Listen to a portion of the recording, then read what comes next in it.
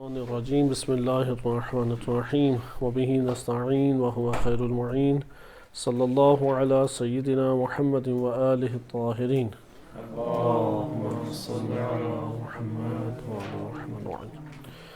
ولایت فقی کے موضوع پر آپ کی خدمت میں گفتگو پیش کی جا رہی تھی. کتاب ولایت فقی، ولایت، فقاہت اور عدالت، اس عنوان کے ساتھ کتاب آیت اللہ جوادی عاملی حافظہ اللہ تعالیٰ کی موجود ہے. اس کتاب میں ہم فصل نمبر 7 میں تھے کہ 7 فصلیں ہیں اور آخری فصل شبہات کے جوابات کے ضمن میں ہے کہ اگر ان شبہات و جوابات کو سب سے زیادہ تفصیل سے ذکر کیا گیا اور ہمارے معاشرے میں آج اسی کو زیادہ ابھارا بھی جا رہا ہے کہ اس ٹائم آپ مختلف جگہوں پہ افراد بیٹھے ہیں، طلاب ہیں، علماء ہیں، مختلف افکار رکھنے والے افراد ہیں. ولایت فقی کو مشکوک بنا کے پیش کرنا، اختلافی مسئلہ بنا کے پیش کرنا، یہ ان کی زندگی کا اور گفتگو کا کل ہدف اور مقصد ہے. اگر آپ اس طریقے سے یہ اختلاف کو لے کے آ جائیں، عصمت کی تشریح میں بھی اختلاف فقہا، محدثین، متکلمین میں پایا جاتا ہے. توحید کے کتنے ہی مسائل ان میں ہے کہ شدید اختلاف پایا جاتا ہے. ساری ہی چیزوں میں پھر تو آپ ایک دوسرے سے الجھا کے رکھ دیں گے.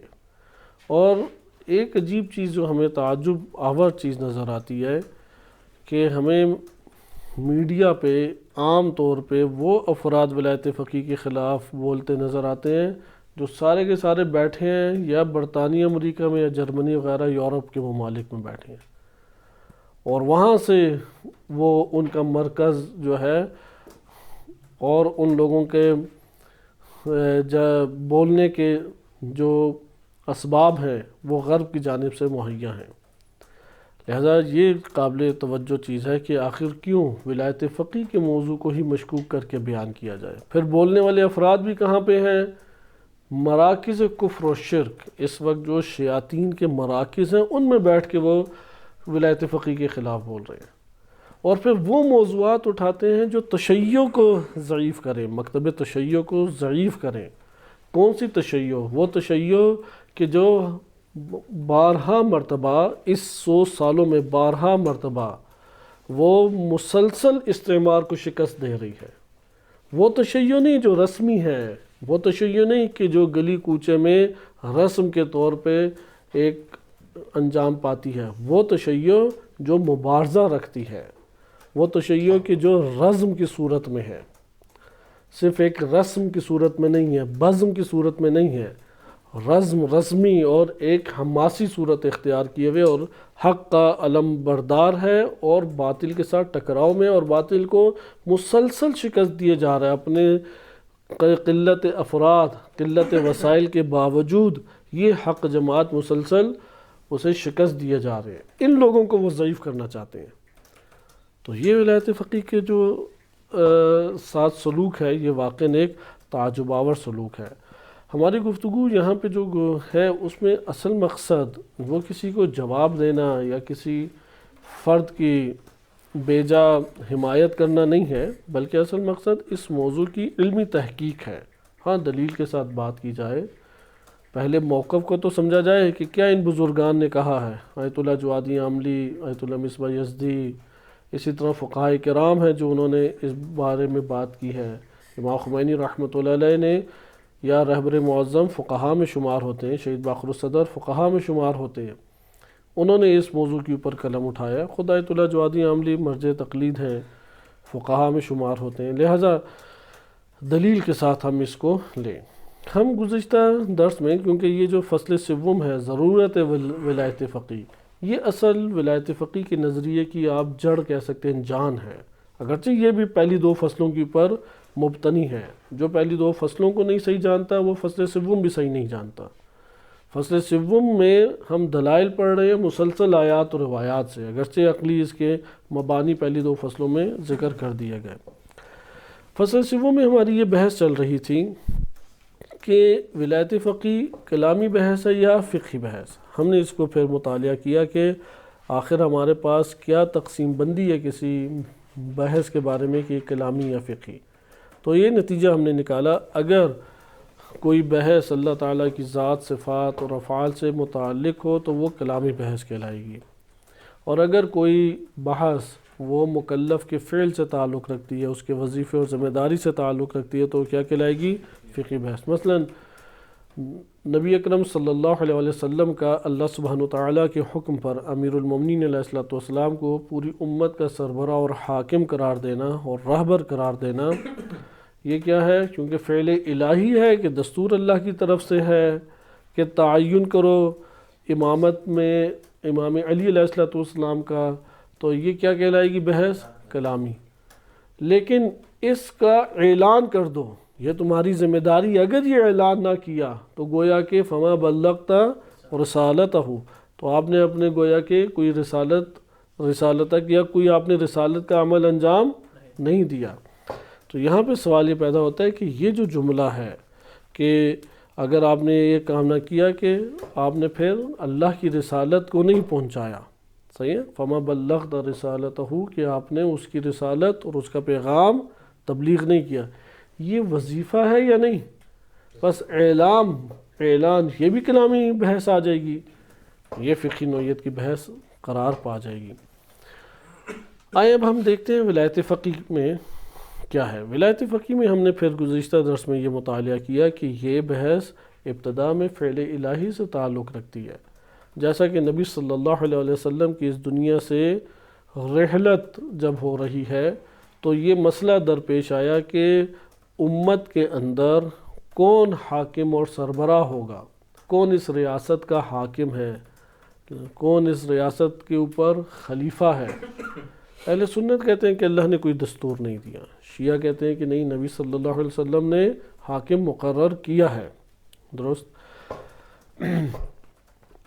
یہی بحث 260 ہجری کو بھی ایک تھوڑے سے انداز مختلف، تھوڑا سا مختلف انداز، زیادہ نہیں، تھوڑے مختلف انداز سے دوبارہ برپا ہوتی ہے۔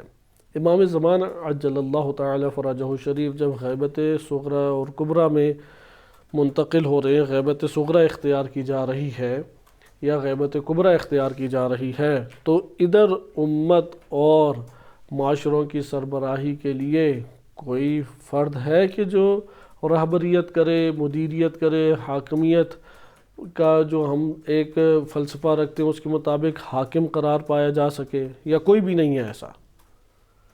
اگر آپ کے کوئی بھی نہیں ایسا تو پھر رسول اللہ کے بعد آپ نے کیوں تسلیم کر لیا؟ کیونکہ عقلی دلیلیں ہمارے پاس ہیں، ان عقلی دلیلیں جو نبی صلی اللہ علیہ وسلم کی رحلت کے بعد عقلی دلیلیں آپ کے پاس ہیں، وہ 260 ہجری کے بعد کہاں پہ ہیں عقلی دلیلیں؟ ایسا وہ عقلی دلیلیں اپنے طور پہ قائم رہتی ہیں۔ معاشرے کے اندر حاکم کی ضرورت ہے، معاشرے کے اندر رہبریت کی ضرورت ہے، مدیریت کی ضرورت ہے۔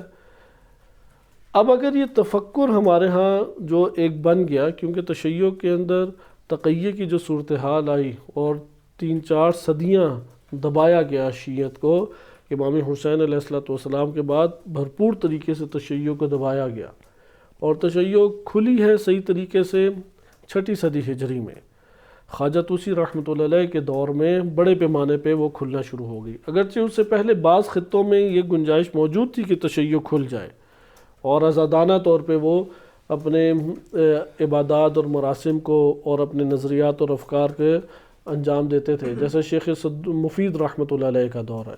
شیخ مفید رحمۃ اللہ علیہ یا شیخ صدوق رحمۃ اللہ علیہ کے دور میں بعض خطوں میں یہ گنجائش موجود تھی، لیکن عالم اسلام میں اوورآل یہ موجود صلاحیت یا یہ گنجائش موجود نہیں تھی۔ بہرحال تقیہ کے دور میں جو درس و تدریس ہوئی اور جو دین کو پڑھایا گیا وہ اجتماعی تناظر میں تھا یا ایک انفرادی تکلیف کے اعتبار سے تھا؟ لہذا تقیہ کے بعد جو فقہ ہمارے سامنے آئے، جو مسائل ہمارے سامنے آئے، وہ کیا تھا؟ وہ انفرادیت رکھتا تھا، وہ شخصی طور پہ تھا، وہ شخصی بندے کے مسائل کو حل کر رہا ہے۔ فقہاء نے استنباط کر کے افراد کے شخصی اور پرسنل زندگی میں آنے والے مسائل وہ بیان کیا، ایسا ہے یا نہیں؟ اور ائمہ اہل بیت علیہ السلام کی طرف بھی لوگ رجوع کرتے تھے اس باب سے، لیکن ایسا نہیں ہے کہ روایات اہل بیت علیہ السلام نے معاشرے کے اعتبار سے کچھ نہ آیا ہو، کوئی ضابطہ نہ پیش کیا ہو۔ لہٰذا یہ پھر سلسلہ چلا تقریباً 600 سال یا 700 سال، اور اس میں انفرادی طور پہ فقہ جو ہے جو شخصی تکلیف کو معین کرتی ہے، یہ فقہ پروان چڑھتی رہی اور ترقی پاتی رہی، یہاں تک کہ انقلاب اسلامی کی کامیابی کے بعد یہ تفکر آیا کہ سیاسی اعتبار سے، اجتماعی اعتبار سے فقہی آراء اور فقہی ہمارے پاس احکام سامنے ہونے چاہیے، اور آج مجبور ہیں فقہا کہ وہ ان اجتماعی اور سیاسی عناوین کے تحت احکام فقہیہ بیان کریں۔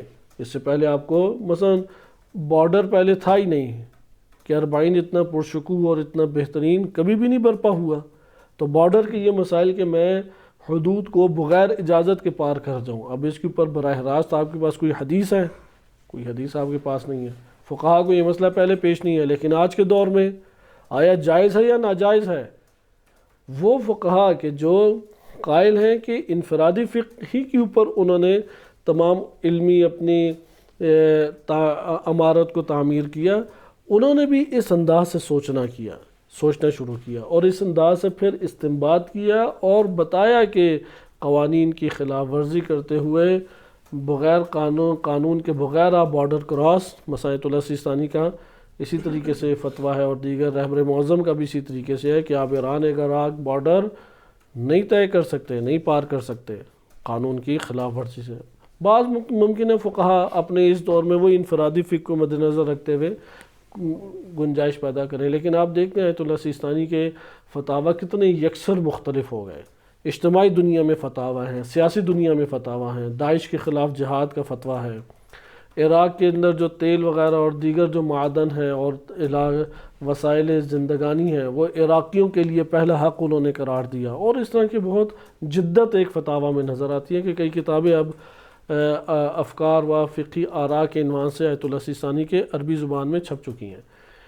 خلاصہ کلام یہ ہمارے پاس مسئلہ بھی اسی طریقے سے ہے کہ غیبت امام زمان علیہ السلام کے بعد ایک سوچ کے اعتبار سے آپ کو ترقی، رشد اور تطور نظر آئے گا، ارتقاء نظر آئے گا۔ اس ارتقاء کو آپ قدیمی متقدمین کے فقط ایک تقدس کی بنیاد پہ گرا نہیں سکتے، یعنی نقد کا مطلب، اعتراض کا مطلب ہرگز یہ نہیں ہوتا کہ آپ نے اس شخصیت کی بے احترامی کر دی، وإلا تو فقہ منجمد ہو جانی چاہیے۔ آپ علم فقہ اٹھائیں، مقاصد شیخ انصاری رحمۃ اللہ علیہ کی، کیونکہ حوزہ علمیہ کے نصاب میں شامل ہے، کس قدر شدید تنقید اس کے اندر موجود ہے، کس قدر شدید شیخ انصاری نے کئی جگہوں پہ کی ہوئی ہے، کئی دیگر فقہا نے شدید تنقید کی ہے، تو آج بھی اسی طریقے علمی تنقید تو ہو سکتی ہے، لہٰذا یہ علمی ارتقاء کا دروازہ بند نہیں ہونا چاہیے۔ ہر نظریہ معاشرے کے اندر مراحل طے کرتا ہے، مقبولیت کے اعتبار سے، محکم پن ہونے کے اعتبار سے، راسخ ہونے کے اعتبار سے۔ جیسے عصمت کا نظریہ یہ آپ دیکھ لیں، جیسے آج کے دور میں عصمت کا نظریہ پایا جاتا ہے، ائمہ اہل بیت علیہم السلام کے دور میں جو تشیع کا فرہنگ تشیع ہے، مکتب تشیع سے افراد رکھنے والے ہیں افراد، ان سب میں اس سطح کا نظریہ نہیں پایا جاتا تھا، حتیٰ 12 ائمہ علیہ السلام کے نام سب کے لیے عیاں نہیں تھے، اسی لیے ہر امام کی شہادت پہ کئی فرقے بنتے چلے گئے۔ امام صادق علیہ السلام کی شہادت کے بعد افطاحی مذہب ایک الگ بنا عبداللہ افطاح کے نام سے، ان کے بیٹے اسماعیل کے نام سے اسماعیلی فرقہ ایک الگ نکل آیا، امام موسیٰ کاظم علیہ السلام کے پیرو الگ نکلے، تو آپ دیکھیں گے 3-4 حصوں میں تو تقسیم ہوگی تشیع۔ لہذا اس کا یہ مطلب ہے کہ 12 ائمہ کے اس طریقے سے نام اس دور میں سب کے سب افراد تک نہیں پہنچے تھے، بعض افراد تک پہنچے، اس لیے ہر مسئلہ جو ہے وہ ترقی کرتا ہے۔ جیسے امام علی علیہ السلام کی ولایت ہی برے طریقے سے دبا دی، نبی صلی اللہ علیہ وسلم نے جو 12 ائمہ کی حدیث پیش کی تھیں وہ پہنچی ہوں گی کیا ہم تک؟ کیونکہ جلا دی گئی، نبی صلی اللہ علیہ وسلم کے بعد حدیثوں کو جمع کرنا ممنوع قرار پا گیا، حدیثوں کی کتابیں پکڑ کے جلا دی گئیں، حدیث کا نقل کرنے کے اوپر پابندی لگ گئی، اور ایک طویل عرصہ 99 ہجری کے بعد اس کو مکمل آزاد کیا گیا۔ تو آپ یہ سمجھتے ہیں کہ 12 ائمہ علیہ السلام کی جو کے اوپر مشتمل جو احادیث ہیں وہ نبی صلی اللہ علیہ وسلم سے نقل ہو جائیں گی؟ وہ تو نقل ہونے کا موقع ہی نہیں انہوں نے دیا۔ خلاصہ کلام یہاں پہ آپ بحث میں لوٹ کے آئیں کہ ولایت فقی اس طور پہ فعل الہی سے تعلق رکھتا ہے کہ 260 ہجری کے بعد اللہ سبحانہ و تعالیٰ نے امت کے لیے کیا تدبیر کی۔ نبی صلی اللہ علیہ وسلم کی رحلت کے بعد تو امت کی تدبیر امیر المومنین علیہ السلام کی صورت میں تھی، اور امام علی علیہ السلام نے اپنے دور حکومت میں مصر والوں کے لیے تدبیر مالک اشتر کی صورت میں کی، بصرہ والوں کے لیے تدبیر عبداللہ بن عباس کی صورت میں کی، یمن والوں کے لیے عبید اللہ ابن عباس کی صورت میں کی، آذربائیجان والوں کے لیے اشعث بن قیس کی صورت میں کی، بحرین والوں کے لیے عمر بن ابی سلمہ کی صورت میں، اور اس کے بعد الگ انہوں نے والی تبدیل کر دیے۔ آخر یہ سارے کے سارے نائبین امام علی علیہ السلام ہیں یا نہیں؟ اب جب نائبین ہیں تو وہاں پہ ان کا حکم چلے گا یا نہیں چلے گا؟ چلے گا حکم وہاں پہ۔ نائب امام علی علیہ السلام کے سیاسی اعتبار سے ہیں یا فتویٰ کے اعتبار سے ہیں؟ سیاسی عنوان سے، بالخصوص سیاسی عنوان سے ہیں۔ اب جب امامت غیبت میں جا رہی ہے تو یہاں پہ امامت کے باب میں نیابت ضروری ہے، امامت کے، اس لیے یہاں پہ دائرہ کار بھی اس کا وسیع ہو جائے گا۔ پھر اس کے بعد ہم نے اس کو ملاحظہ کیا کہ امامت کے باب میں جو ہمارے پاس نیابت ہے، اس کو اگر مان لیا جائے کہ اللہ نے ولایت فقی کی صورت میں، فقہاء جامع شرائط کی صورت میں یہ وظیفہ ان کے اوپر عائد کیا کہ وہ امت کی رہبری کریں اور امت کی مدیریت کریں، تو یہاں پہ وظیفے کے اعتبار سے بحث فقہی ہے یا کلامی؟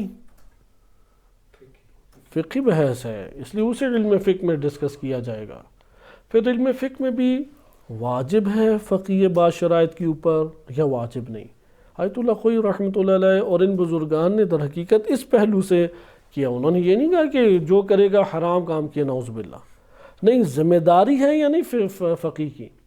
غیبت امام زمان علیہ السلام میں فقی کی ذمہ داری اور واجب ذمہ داری کیا ہے، واجب وظیفہ کیا ہے، یہ مہم ہے۔ یہ زندگی تو ہر ایک کو اچھی لگتی ہے کہ خاموشی سے ایک طرف علم کی دنیا میں مشغول ہو کے آرام دہ زندگی بسر کرے۔ اب جب وہ فتویٰ دینے کی طرف آئے گا، دفتر کھولے گا، اس کی شہرت ہوگی، لوگ رجوع کریں گے، ایک مشکل میں انسان پڑ جاتا ہے۔ ٹھیک ہے، شہرت کا ایک فائدہ ہوتا ہے اور پوری دنیا جانتی ہے، ہمارے فقہاء کرام عبادت اور زہد کی بلندیوں پر ہیں، وہ ان شہرت کے نہ محتاج ہیں نہ چاہتے ہیں، اور ان کو ایک ٹھوکر کے اوپر اگر ان کو معلوم ہو جائے کہ یار دوسرا ہے کہ جو یہ وظیفہ انجام دے سکتا ہے، تو اس کو ایک طرف پھینک کے اپنی دنیا کے اندر علمی اور اپنی معنوی دنیا سے ربط اور تعلق رکھتے ہیں۔ ایک وظیفے کی وجہ سے وہ یہ مرجعیت کی طرف آتے ہیں۔ لہٰذا یہاں پہ سوال فقی طور پہ پیدا ہوتا ہے۔ ابھی ہم فقی بحث میں وارد نہیں ہوئے، آگے جا کے وارد ہوں گے، لیکن آپ کی خدمت میں فقی بحث کا آغاز آپ کی خدمت میں ذکر کیا جا رہا ہے کیسے ہوتا ہے۔ آج کے دور میں جب جدا موضوع، کیونکہ امام خمینی رحمۃ اللہ علیہ سے پہلے تو یہ جداگانہ اٹھایا نہیں جاتا تھا موضوع، یہ موضوع کہاں ڈسکس کیا جاتا تھا؟ کتاب البیع میں ولی کے احکام کے ضمن میں، ولی کی کتنی حدود ہیں، ولی کی حدود بیان کرتے ہوئے اب کتاب البیع میں ولی کی بحث کہاں آئے گی؟ یہ ولی کی بحث یا بچے کے اعتبار سے ہے یا مالک کے اعتبار سے ہے، یہ جو زندگی میں ولایت ہے یا صاحب مال کے اعتبار سے ہے، وہ ولایت رکھتا ہے اپنے مال کے اوپر، اس اعتبار سے ہے، جزوی، انتہائی جزوی بحث۔ اس میں پھر ولایت فقی کی بحث کو بعض نے مطرح کیا فقہا نے، اور وہ پھر حدیثیں لے کے اور ان حدیثوں پہ تبصرہ کیا۔ آپ کوئی بھی شرع مقاصد اٹھا کے اس کے اوپر گفتگو کر سکتے ہیں، اکثر انہی کی اساس، انہی احادیث کے اوپر جو تبصرے فقہا نے کیے اس اساس پہ مناظرے کی دعوت عموماً دیتے ہیں کہ اور ولایت فقی کے اوپر مناظرہ کرو۔ ٹھیک ہے، اگر امام خمینی وغیرہ نے اسے ولایت فقی ثابت کیا ہے تو دیکھو جی یہ اتنی لمبی لسٹ ہے، انہوں نے اس حوالے سے انکار بھی تو کیا ہے، وہ کہہ رہے ہیں یہ بھی سند ضعیف ہے، وہ سند بھی ضعیف ہے، اس کے متن سے بھی یہ ثابت نہیں ہوتا، اگر ثابت بھی ہو جائے تو یہ ہوتا ہے، ایک لمبی ایک لسٹ ہے۔ اب مقاصد حوزے کی کتاب ہے، نجف میں بھی پڑھائی جاتی ہے، قم میں بھی۔ تو جو افراد اس تناظر سے ولایت فقی کا نہ غور و فکر کرتے ہیں، نہ ولایت فقی کے اوپر کے حوالے مطالعہ کرتے ہیں اس موضوع کا، وہ اپنے اسی حوزوی ایک ترتیب کے مطابق وہ محدود سی ولایت کے دائرے میں ان مباحث کو پڑھ لیتے ہیں اور شاگردان کو پڑھا دیتے ہیں۔ دوسری بحث ہے قضاوت کے ضمن میں قاضی کی شرائط کے ضمن میں۔ جیسا کہ شیخ انصاری رحمۃ اللہ علیہ نے کتاب القضاء، چونکہ ان کی حوزے کے نصاب میں شامل نہیں ہے اس لیے اس کو عموماً طلاب نہیں پڑھتے، لیکن قاضی کی شرائط کے ضمن میں فقہاء نے بحث کی ہے۔ اب یہ کون سے دور کے فقہاء ہیں کہ جس دور میں ابھی اجتماعی اور سیاسی حوالے سے تشیع ایک قوت میں نہیں آئی، جیسی آج قوت میں، ماضی میں کبھی بھی اتنی قوت میں موجود نہیں رہی۔ بادشاہوں کا دور آیا ہے، بادشاہ کبھی رہے ہیں، لیکن فقیہ کے عنوان سے قوت کبھی بھی نہیں آئی۔ فقیہ کے ماتحت دفاعی ادارے ہیں، علمی ادارے ہیں، ثقافتی ادارے ہیں، کبھی ایسا نہیں ہوا کہ اتنے بڑے پیمانے پہ کام کر رہے ہوں جیسے آج کے دور میں کام کر رہے ہیں۔ اسی لیے یہ تفکر باعث بنا، اور بہت تعجب کی بات ہے انقلاب اسلامی سے پہلے، اور جو انقلاب اسلامی کو قبول نہیں کرتے اور ولایت فقیہ کے موضوع کے اوپر حساس نہیں اور قبول نہیں کرتے اسے، وہ شیعہ ہیں کہ دنیا میں سب سے آسان جن کے اوپر حکومت کرنا ہے وہ طبقہ شیعہ طبقہ تھا۔ سب سے آسان جس کے اوپر حکومت کرنا ہے وہ کون سا طبقہ ہے؟ شیعہ طبقہ تھا۔ اس لیے شیعہ طبقہ دنیا کے کسی ملک میں بھیج دیں وہ سکون حاصل کرے گا، کیونکہ میرے لیے تو کوئی مشکل نہیں ہے، میں نے تو کرنا ہی تقیہ تھا، ادھر تو رہتے ہی سارے ہندو ہیں، ادھر تو رہتے ہی سارے بدھسٹ ہیں، یہ تو یہودی اور عیسائی رہتے ہیں، ادھر رہتے ہی سارے ناصبی ہیں، ادھر رہتے ہی سارے اہل سنت ہیں۔ شیعہ علاقوں میں آ جائیں تو شیعہ علاقوں میں ویسی زندگی بسر کر رہے ہیں۔ سب سے آسان حکومت جس کے اوپر کرنا تھا وہ شیعہ تھا، کیونکہ وہ ذمہ داری ہی نہیں سمجھتا اس مبارزے کو، وہ کوئی موقف ہی نہیں رکھتا کہ جی کون سا سسٹم آ رہا ہے، کون سا نظام آ رہا ہے، کوئی بھی آ جائے میرا کام ہے کھاؤں پیوں اور یہ درسی کتابیں 4 پڑھوں کورس کی، ختم بات۔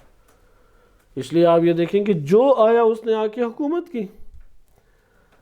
لیکن اگر آپ امام خمینی رحمۃ اللہ علیہ نے اس اندھیر نگری سے تشیع کو نکالا، ان اندھیروں سے تشیع کو نکال کے یہ حقیقت تشیع کی طرف ان کو معرفت دی، حقیقت تشیع کی طرف ان کو لے کے آئے کہ تم لوگ گھروں میں بیٹھ کے بند ہونے کے لیے نہیں تھے، عالمی حکومت تم لوگوں نے قائم کرنی ہے اپنے امام کے ساتھ۔ تم تو عالمی حکومت کے حوالے سے کاوش اور کوشش کرنے والے ہو، تمہاری تمنا، تمہاری خواہش، تمہارا ہدف وہ عالمی سطح پہ حکومت ہے، ادھر تو تم ہر قسم کی حکومت کو قبول کر لیتے ہو۔ یہ ضعف اور ناتوانی تفکر کی بنیاد پہ آئی ہے۔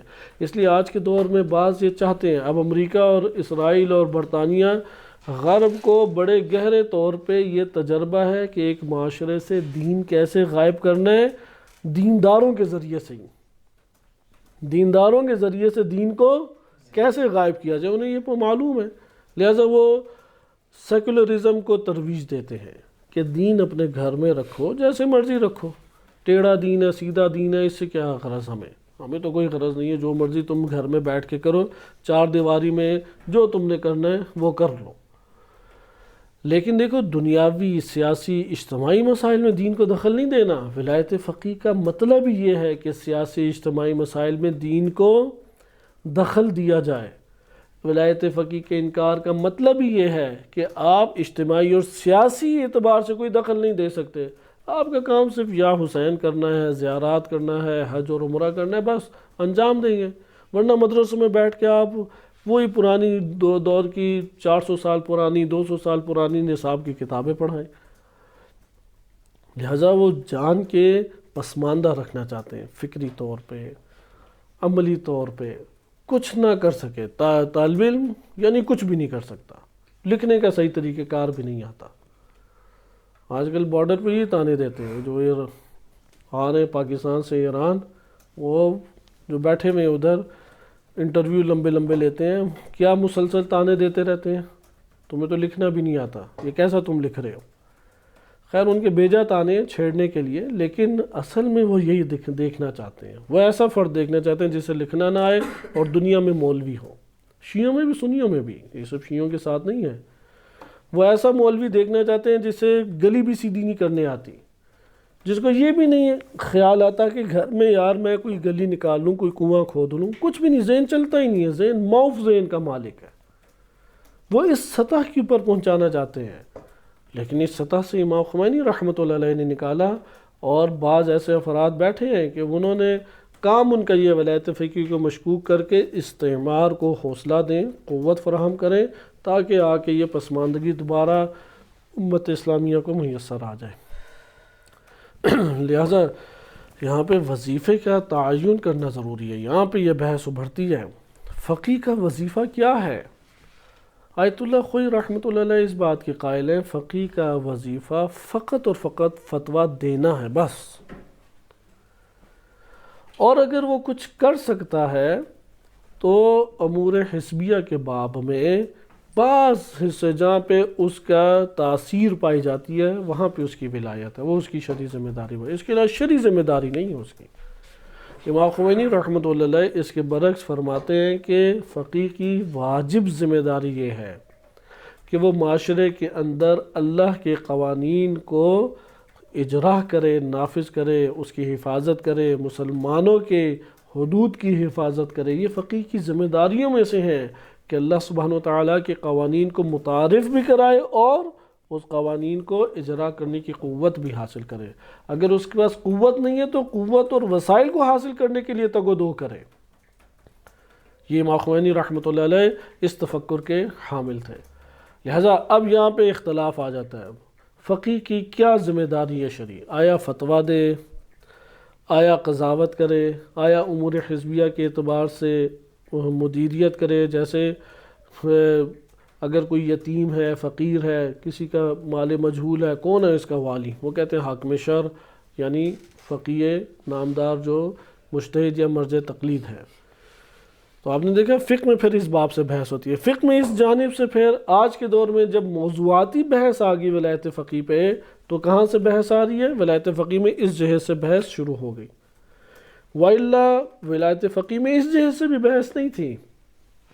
یہ والی بحث کتابوں کے اندر ایک قسم کی بند تھی، سطروں کے اندر گم بحث تھی کہ اس تک پہنچتے پہنچتے ہی ایک اہل علم کو وقت لگ جاتا تھا کہ کہاں پہ یہ والا مطلب موجود ہے اور کہاں لکھا ہوا ہے کہ کتاب البیع کے الجھے ہوئے مسائل اور ان مسائل کے اندر استدلال کی ایک عجیب دقیق دنیا، اس دقیق دنیا کے اندر، عمیق دنیا کے اندر ایک بحث ولایت فقیہ کے حوالے سے موجود ہے۔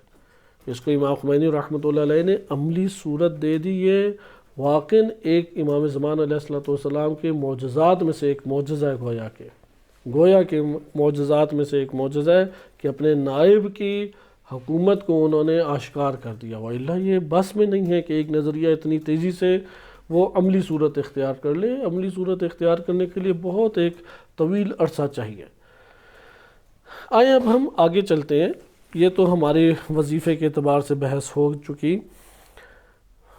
امامت اہل سنت کی نگاہ میں کیا ہے؟ اس موضوع کو میں آپ کے سامنے کچھ تیزی سے بیان کروں گا۔ عرض کیا آپ کی خدمت میں تکرار کے ساتھ، یہ والی بات ذہن نشین کریں، مسلمانوں میں حاکم اور راہبر کے ہونے کے لازمی اور واجبی طور پہ ہونے کے بارے میں اختلاف نہیں پایا جاتا۔ حاکم کا ہونا لازم ہے، شیعہ سنی دونوں قائل ہیں۔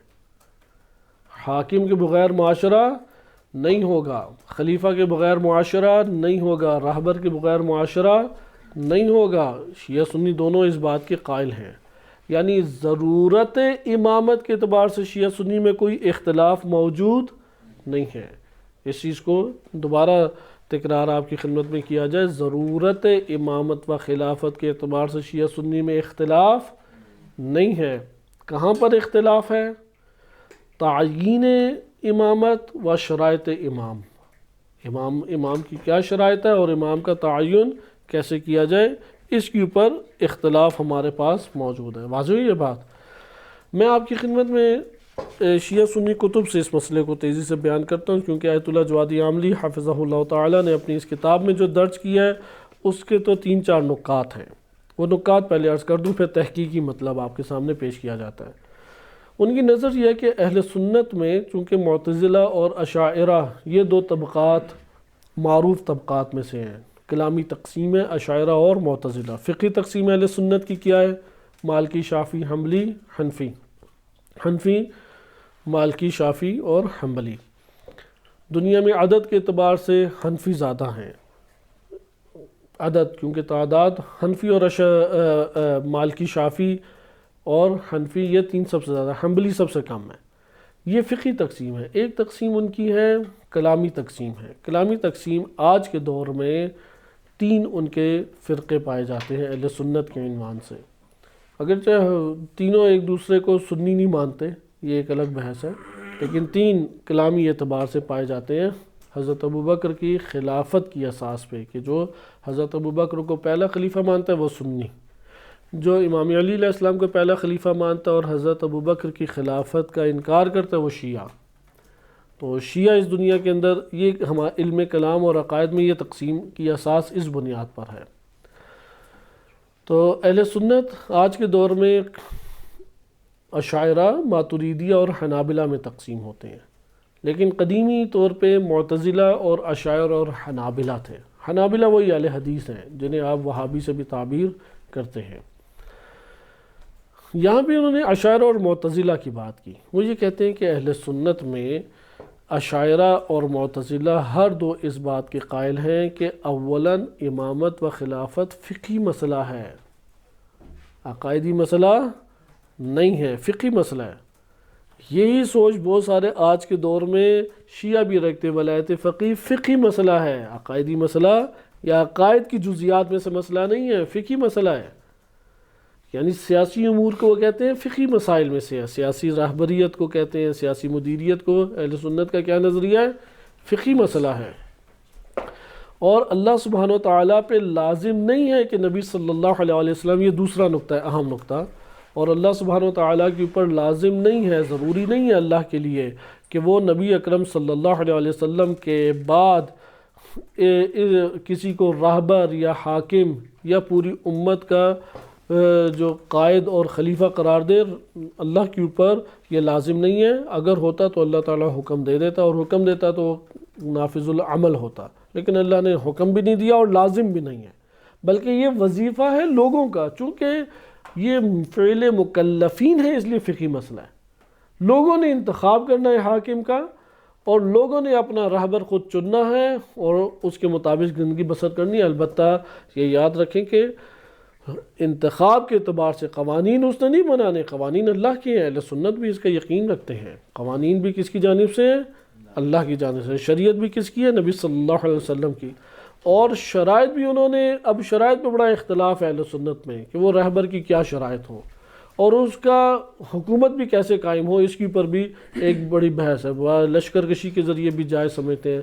3 طریقے تو ان کی نظر میں درست ہیں، وصیت کا طریقہ ہے، شورا کا طریقہ ہے، اور امت کا کسی کے اوپر اتفاق ہو جانا، جو پہلے 3 خلفاء کی صورت میں انہوں نے ضابطے رکھے ہیں۔ بقیہ بھی اس طرح 5-6 ضابطے اس طرح سے بنتے ہیں اہل سنت میں، خلیفہ کیسے بنایا جائے، کیونکہ آپ جب اس کے ترتیب سے قائل ہوں گے کہ خلیفہ حتماً کیا ہونا چاہیے، لازم ہے، واجب ہے کہ ہو، اس میں شیعہ سنی کا اختلاف نہیں ہے۔ اشاعرہ کیوں قائل ہے کہ واجب ہے خلیفہ کا ہونا؟ دلیل نقلی کی وجہ سے، کیونکہ وہ تو آیات و روایات پہ چلیں گے۔ آیات اور روایات سے پتہ لگتا ہے کہ لازم اور واجب ہے کیا، کہ حاکم ہو، راہبر ہو، کیونکہ صحیح مسلم کی یہ روایت ہے کہ من مات ولیس علیہ بیعۃ، صحیح ہے، اس کے اوپر کوئی کلاد بیعت نہ ہو، مات میتۃ جاہلیہ۔ یا اسی طرح سے مسند احمد بن حنبل میں یہ روایت ہے کہ من مات ولیس علیہ امام مات میتۃ جاہلیہ، اس کی گردن میں کوئی امام، اس کے سر پر کوئی امام ہی نہیں ہے۔ یا بعض یہ ہے کہ اگر تمہارے اوپر ایک حبشی، نک کٹا حبشی بھی تمہارے اوپر آ کے حاکم بنے تو اس کی اطاعت کرو اور اس کی سنو، یہ اہل سنت معتبر احادیث میں ہے۔ وہ ان احادیث سے یہ استنباط کرتے ہیں کہ حاکم اور امام کا ہونا ضروری ہے، حاکم اور امام کا ہونا لازم ہے، واجب ہے۔ اشاعرہ اس وجہ سے۔ معتزلہ عقل کو بھی چونکہ مانتے ہیں، وہ عقلی اور سمعی دونوں دلیلوں کی وجہ سے قبول کرتے ہیں۔ شیعہ بھی اسی طرح، شیعہ بھی عقلی دلیل اور نقلی دلیل ہر دو کی بنیاد پہ یہ بات مانتے ہیں کہ خلیفہ ہونا ضروری ہے، راہبر ہونا، امام ہونا، معاشرے کو چلانے والا ایک راہبر اور خلیفہ ہونا ضروری ہے۔ لیکن اختلاف اس میں آ جائے وہ خلیفہ کون متعین کرے۔ اہل سنت کس بات کے قائل ہو گئے؟ لوگوں کا وظیفہ ہے، وظیفہ مکلفین فقہی بحث ہے یا کلامی؟ شیعہ کس بات کے قائل ہیں؟ لوگوں کا وظیفہ ہے خلیفہ اور امام کا متعین کرنا۔ پھر کس کا وظیفہ ہے؟ اللہ کا، تو یہ بحث ہوگی کلامی. شیعہ کس کے قائل ہو گئے؟ کلامی بحث کے. یہ نقطہ تو آپ نے دیکھ لیا کہ وظیفے کے اعتبار سے. پھر وہ امام کیسے حکومت حاصل کرے؟ حکومت آرام سے حاصل کرنے دیں گے. اس کو چناؤ کا طریقہ کار کیا ہو، اس کے چناؤ کا طریقہ کار کیا ہو، اس کے اوپر تھوڑی دقت کریں. جو مراد میں آپ کے سامنے مرحلہ با مرحلہ یہ بحث ذکر کر رہا ہوں تاکہ آپ نقطۂ خلافت کو بھی سمجھ سکیں جو اہل سنت میں. اہل سنت امامت کو فقہ میں بحث کرتے ہیں یا کلام میں بحث؟ ابھی اس کو تحقیقی طور پہ دیکھ رہے ہیں، یہ والا مسئلہ پیش آگے آ رہا ہے کہ آپ کو تحقیقی طور پہ ابھی بیان کیا جاتا ہے. لیکن آپ اس جگہ پہ ابھی غور کریں کہ یہ بحث تو ہوگی کہ خلیفہ کا ہونا کیا ضروری. نمبر 2، خلیفہ کا تعین کیسے ہو. 3 طریقے تو ان کے ہاں مسلم ہیں. حضرت ابوبکر اور کا طریقہ کار کہ امت متفق ہوگی، ان کا کہنا یہ ہے. سقیفہ میں چند افراد تھے، پھر سقیفہ بنی ساعدہ کے بعد امت کا اتفاق. وہ کہتے ہیں امت کا اتفاق ہو جائے قبول ہے. دوسرا طریقہ شورا، اہل حل و عقد جو ہیں وہ آئیں اور بیٹھ کے جس کو معین کر دیں اور امت بھی اس کو قبول کر لے. تیسرا طریقہ کار کیا ہے؟ وصیت. خلیفہ دوم خلیفہ اول کی وصیت کے اوپر بنے تھے. اچھا، چوتھا طریقہ کار کیا ہے؟ کیونکہ بعد میں تو چلی یا نہیں ان کے ہاں خلافت، لشکر کشی. جو لشکر قابض ہو جائے وہ امیر تسلیم کر لیا جائے گا. لشکر کشی ان کے ہاں یہ ہے. اب ان 4 طریقوں کو خصوصاً بیان کیا جاتا ہے. آج کے دور میں جو اختلافات جنم لیے ہوئے ہیں، پہلے 3 طریقوں سے سنیوں میں خلیفہ بن سکتا ہے؟ سنیوں میں کوئی ایک کے اوپر متفق ہوں گے؟ وہ تو ایک مدرسے کے مدیر میں متفق نہیں ہوتے، اتنی بری حالت ہے. معاشرے کے اندر ایک مولوی پہ کیسے متفق ہو جائے؟ شورا کی ٹیم کیسے بنے گی؟ شورا میں کون ہو؟ جماعت حل و عقد کون سی ہے کہ جس کے اوپر سارے سنی متفق ہیں؟ حنفیوں کو جو ہے حنبلی کافر کہتے ہیں، حنبلیوں کو حنفی بدعتی اور شاتم رسول کہتے ہیں، ایک دوسرے پہ کفر کے فتوے لگائے ہوئے ہیں. تو شورا کہاں سے بننی ہے؟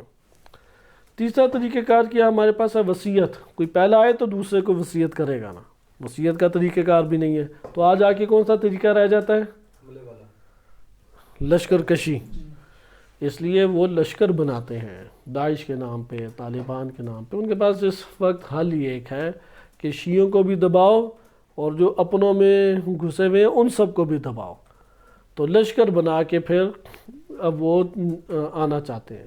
اس لیے لشکر کشی کر کے آج کے دور میں ہر جگہ کوششیں ہوئیں. ان کی ڈاکٹر اسرار احمد کی کوشش یہ تھی کہ سفید انقلاب لا کے میں حاکم بن جاؤں اور خلافت کا نظام لے آؤں. خونی انقلاب نہیں، امام خمینی خونی انقلاب لائے. وہ سفید انقلاب یعنی خون کا ایک قطرہ نہ گرے، سارے مان بھی جائیں.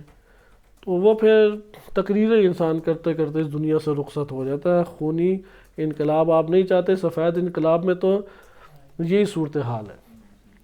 لہذا ڈاکٹر اسرار احمد نے حزب التحریر کے عنوان سے آزاد لوگوں کو کرانا ان طاغوتی نظاموں سے، انہوں نے پھر تبلیغات کی اور تقاریر کی. مولانا مودودی صاحب بھی خلافت ہی کے قائل تھے اور وہ امت کو جم کرنا چاہتے تھے، لیکن وہ امت کے اندر فعال ہو گئے. صحیح، ان کی بھی ابتدا میں کوشش یہ تھی تحریک اٹھائی جائے. وہ تحریک کے قائل تھے کہ تحریک اٹھائی جائے، لوگوں کو اٹھایا جائے اور لوگ خود تقاضا کریں اور خلافت کا نظام لے آئیں. لیکن آپ نے دیکھا کہ برے طریقے سے یہ لیڈران ناکام کر دیے گئے اور لشکر کشی تک آج کے دور میں نوبت آ چکی ہے. طالبان اس میں آپ کے سامنے ہے کہ انہوں نے لشکر کشی کی اور افغانستان میں ابھی قابض ہیں. اب انہیں نہ دنیا قبول کرتی ہے اور نہ اپنے قبول کرتے ہیں، اور ظلم و ستم کی ایک عجیب بھیانک داستان صفحہ بشریت کے اوپر بکھیری ہے کہ فرعون بھی اس کے سامنے شرمندہ ہو جاتے ہیں. یہ طالبان کی لشکر کشی ہے. آئیں اب ہم اگلے نقطے کی طرف. تشیع میں تشیع کس بات کی قائل ہے؟ تشیع اس بات کی قائل ہے کہ خلیفہ ہونا چاہیے. عقل بھی کہتی ہے اور دلیل بھی کہتی ہے. میں آپ کے سامنے ایک معتبر حدیث اس باب میں پڑھ دیتا ہوں لزوم امام، لزوم حجت کے اعتبار سے، کہ ضرورت حجت جو ہے وہ ہر دور میں ہونی چاہیے. صرف صحیح سند ہے، کیونکہ آج کل جیسے مرزا انجینئر صاحب ہیں اور اسی طرح دیگر افراد ہیں، چونکہ تشیع کا مطالعہ انہوں نے نہیں کیا. بعض ان کی ہیں خوبیاں ہیں، بعض تحقیقات ان کی اچھی ہیں، لیکن تشیع پہ ان کی نظر بہت کمزور ہے. اصلاً مطالعہ ہی نہیں کیا، شیعہ کتب کا ہی نہیں انہیں پتہ اصلاً. یا مولانا اسحاق صاحب جیسے تھے کہ اچھا وہ ایک درد رکھتے تھے، امت کے اتفاق اور اتحاد کی کوششیں ہیں، وحدت کے لیے کوششیں ہیں، اور فرقہ واریت کی جو آگ ہے اس کو ختم کرانے میں ان دونوں بزرگان کی اچھی کوششیں ہیں.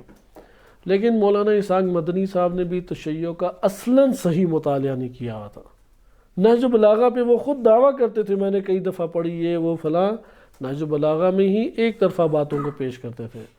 علامہ مجلسی رحمۃ اللہ علیہ کی بہار کو کبھی نہیں اٹھائیں گے کیونکہ اس میں تو بہت ساری چیزیں مل جائیں گی.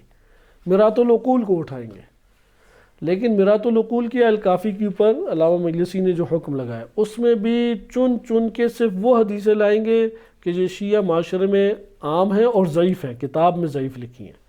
وہ حدیثیں نہیں لائیں گے کہ جو حضرت ابو بکر اور حضرت عمر کے بارے میں، اور علامہ مجلسی نے اسے صحیح سند بھی لکھا ہے، وہ اسے قطعاً نہیں مولانا. خیر اگر وہ لے کے آ جائیں تو ان کو اپنے یہ افراد نے نہیں چھوڑنا. تو اس طرح کے ہیں یہ مسائل. تو مرزا صاحب کا بھی اور ان کا یہ کہنا ہے کہ شیعوں میں صحیح سند روایت امامت کے باب میں ہے ہی نہیں. انتہائی یہ غلط ایک تاثر ہے. اس لیے میں آپ کی خدمت میں ایک حدیث اس عنوان سے پیش کر رہا ہوں کہ جو کاملاً صحیح سند ہے. کمال الدین میں الکافی میں بھی یہ روایت وارد ہے کہ امام علیہ الصلوۃ والسلام سے ہے یہ کہ علی بن ابراہیم وہ اپنے والد گرامی ابراہیم بن ہاشم سے نقل کرتے ہیں، وہ ابو عمیر محمد بن ابی عمیر سے نقل کرتے ہیں. آپ جانتے ہیں تینوں ہی اجلہ میں سے ہیں. اور وہ عمر بن عزینہ سے نقل کرتے ہیں، اور وہ برید عجلی سے. سارے ہی اجلہ اور انتہائی قابل اعتماد علماء ہیں. اور برید جو ہے وہ امام باقر علیہ السلام سے نقل کرتے ہیں کہ قرآن کریم میں آیت ہے فرمان الہی انما انت منذر ولکل قوم ہاد.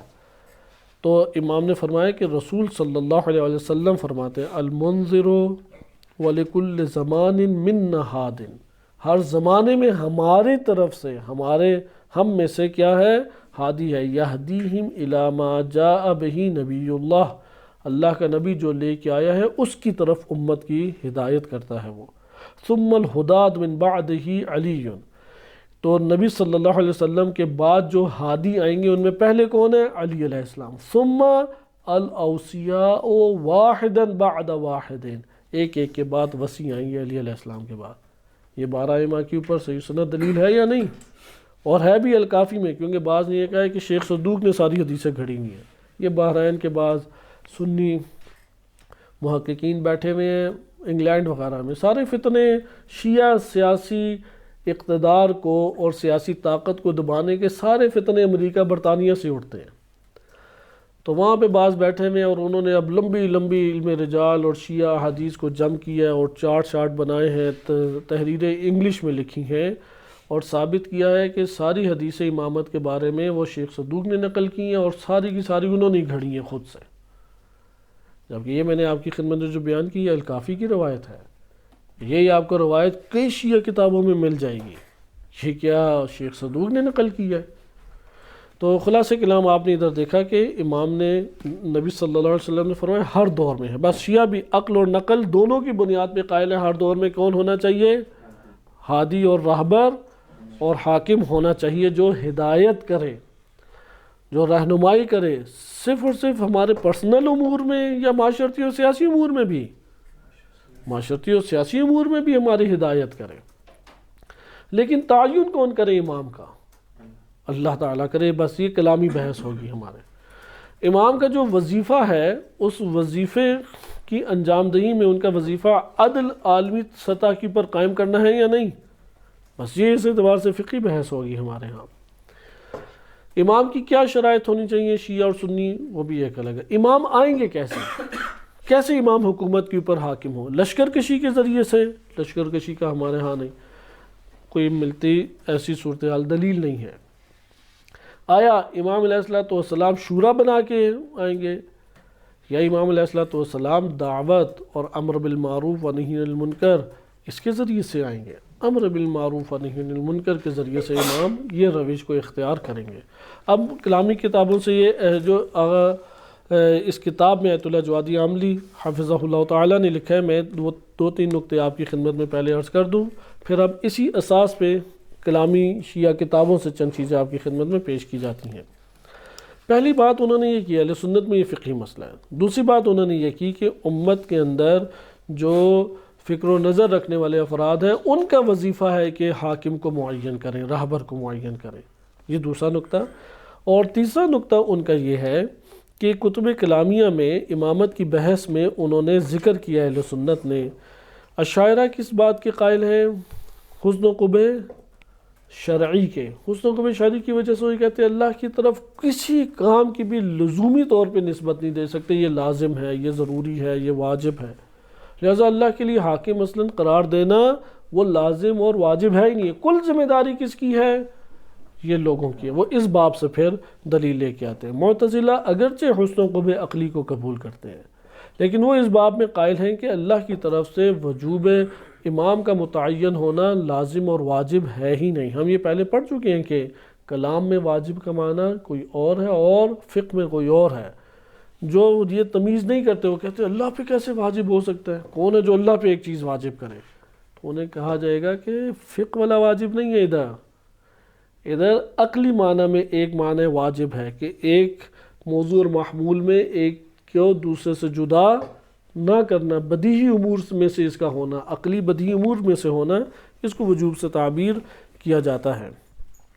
معتزلہ اس بات کے قائل ہیں کہ اللہ سبحانہ وتعالی کے اوپر تعیین امام لازم اور واجب نہیں ہے، لہذا اللہ نے اپنی طرف سے کسی کو نہیں قرار دیا، لوگوں کا وظیفہ ہے، لوگوں کے اوپر واجب ہے۔ کیونکہ اگر آپ دیکھیں نا حد جاری کرنا لازم ہے یا نہیں، اسی طریقے سے جمعے کا انعقاد ہے، مسلمانوں کی سرحدوں کی حفاظت ہے، فسق و فجور کو دبانا ہے، ان سب یہ سارے واجبات میں سے ہیں یا نہیں؟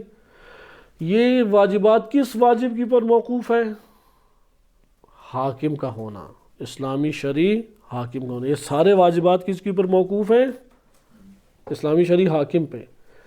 تو اصل واجب یہ تھا کہ یہ انجام دیں، لیکن اس کو انجام دینے کے لیے کیا آپ کو من باب مقدمہ انجام دینا پڑ رہا ہے؟ حاکم کو۔ بس اس کو کہتے ہیں کہ مقدمہ واجب ہے۔ یہ شیعہ سنی دونوں اس کو مانتے ہیں۔ مثال کے طور پہ ظہر کا وقت ہو گیا ہے، آپ نماز پڑھنا چاہتے ہیں، وضو کے بغیر نماز ہوگی؟ تو وضو کیوں واجب ہو گیا آپ کے لیے؟ کیونکہ نماز ادا کر سکے۔ مقدمہ واجب کی بنیاد پہ وضو واجب ہے، وإلا تو وضو واجب نہیں ہے۔ مقدمہ واجب نماز واجب ہے، اس نماز کا چونکہ وضو مقدمہ بن رہا ہے اور یہ مقدمہ کے بغیر واجب ادا نہیں ہو سکتے، اس لیے اس مقدمے کو کیا کریں گے؟ وجوباً انجام دیں گے۔ یہ واجبات بھی کس کے پر موقوف ہیں؟ حاکم پہ، اور حاکم جب تک نہیں ہوگے یہ واجبات ادا نہیں ہوں گے، اس لیے من باب مقدمات الواجب حاکم کو متعین کرنا لوگوں کے لیے ضروری ہے۔ اور واجب اور مقدمہ واجب یہ بحث فقہی بحث ہے، اس لیے معتزلہ کہتے ہیں کہ یہ فقہی بحث ہے، اگرچہ ہم نے علم فقہ میں اسے دلیل عقلی کے طور پہ دیکھا لیکن یہ فعل مکلف سے تعلق رکھتی ہے، اس لیے یہ کلامی بحث نہیں ہے۔ یہ اہل سنت کے اندر نگاہ تھی۔ اہل سنت میں سوال یہاں پہ پیدا ہوتا ہے، سارے کے سارے اسی بات کے قائل ہیں؟ شیعوں کے لیے تو ایک بہت بڑا مسئلہ سامنے پیش آ جاتا ہے۔ پہلے ہم اس جملے کو بول لیں تو زیادہ بہتر ہے، کیونکہ ان تحلیلات میں نتائج ہمارے سامنے اس طریقے سے سامنے آتے جاتے ہیں۔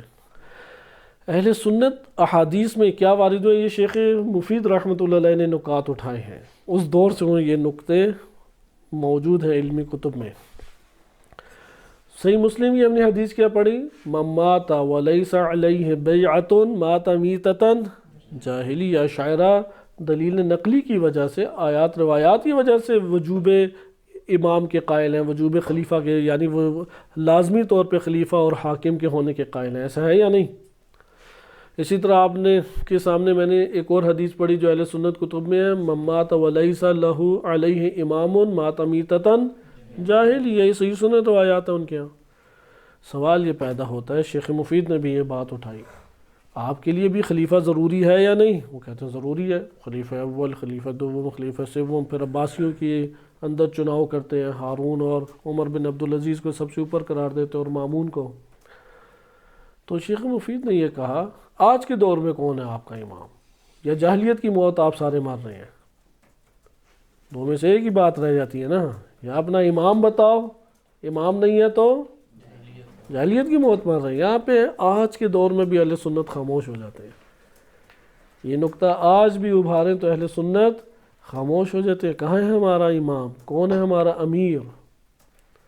دوسرا، جو انہوں نے طریقے تعیین امام اور خلیفہ کے قرار دیے اور رہبر کے قرار دیے ہیں، اس میں امت کا اتفاق ہے یا نہیں؟ صحیح ہے. اگر ایک نک کٹا حبشی آ کے حاکم ہو جائے تو اس کی اطاعت کرو اور اس کی بات سنو، تو آخر سوال یہ پیدا ہوتا ہے ایران میں یہ ساری حدیثیں جاری کیوں نہیں کرتے؟ کیوں رہبر معظم کے تابع نہیں ہوتے؟ کیوں نہیں امام نہیں مانتے؟ کیوں نہیں رہبر نہیں مانتے؟ زیدیوں میں یہ تھا کہ وہ حالت جنگ میں ہو، جہاد کرتا ہو، تو اس لیے آپ دیکھیں یمن کے زیدی رہبر معظم کو اس اعتبار سے رہبر مانتے ہیں، وہ نائب مانتے ہیں اپنے امام کا، کیونکہ وہ جہاد کر رہے ہیں دشمنوں کے ساتھ. ان کے ہاں یہ شرط ہے، اس لیے انہوں نے امام سجاد علیہ السلام کے بیٹے زید کی امامت کو قبول کیا، امام باقر علیہ السلام کی امامت کو ترک کر دیا انہوں نے. لہذا لیکن وہ اپنے ضابطے کے اوپر عمل کرتے ہوئے آج قائل ہیں. حوثی جیسے ہیں، حوثی سارے یمنی ہیں، زیدی فرقے سے تعلق رکھتے ہیں، لیکن مانتے ہیں. اہل سنت سے پوچھیں کہ یہاں پہ آپ کی کیا ہے؟ ایک تو امام کیا ہے، یا سارے زمانے جاہلیت میں زندگی بسر کر رہے ہیں. نمبر دو، اگر ایران کے اندر ایک امام امت اسلامیہ میں سے رہبر جو ہیں وہ آگے ان کے تعبیرات کے مطابق، تو ان کی اطاعت انہیں کرنی چاہیے. آئیں اب تشیع کی طرف سے. مکتب تشیع میں یہ بات تھی کہ اللہ تعالیٰ متعین کرے گا، اور اللہ سبحانہ وتعالیٰ نے نبی صلی اللہ علیہ وسلم کے بعد امت کو رہا نہیں کیا، نہیں خالی ہاتھ چھوڑا. امت کی مدیریت اور امت کی سربراہی کے لیے اللہ نے کیا مقرر کیا؟ رہبر اور حاکم انتخاب کیا اللہ تعالیٰ نے.